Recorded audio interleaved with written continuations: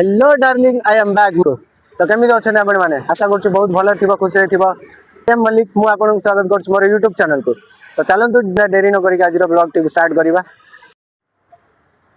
तो मुझे ठिड़ा bus stand रे। तो बस स्टैंड व्यू किसी एमतीका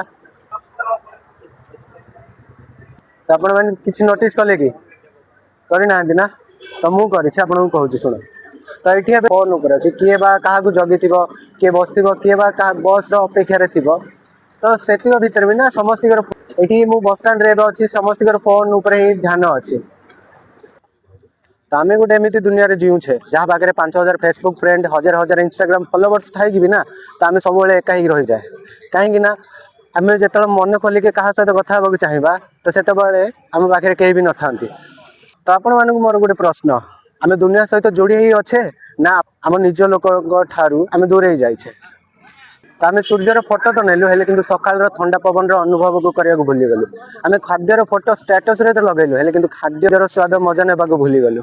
आम ऑनलाइन तो अच्छु हेले कि यही जगह यही मुहूर्त आम उपस्थित अच्छु। आम जब आम सांगसाथी पाखक भी जाऊ यदि बसला बेले टेबुल उपर फोन रखिदिए कथा कम अधिक नोटिफिकेशन उपर ध्यान थाए। मन रखु आपणकर नोटिफिकेशन काली पुणी आसो हेले कि यही समय थी यही मुहूर्त काली पुणी फेरबनी। तो आपण मानक मोर गोटे छोटे अनुरोध परवर्ती समय जदि आप भेटा जाती कि साधारण स्थान को बुलवा जाती तो सेठी बसला समय आपणकर फोन को 10 मिनट पकेट रे रखिए। कौन सी लोक को देखु कि चिन्हा लोक को देखी टी हसी दिंतु कि भल मंद टे पचारि दिंतु।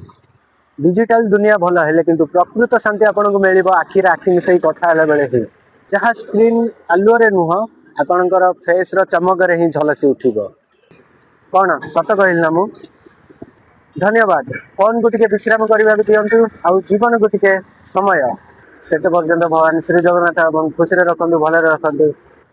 तो ब्लॉग टी मोर ये शेष करुच्ची देखा पुणी थे नुआ ब्लॉग रे।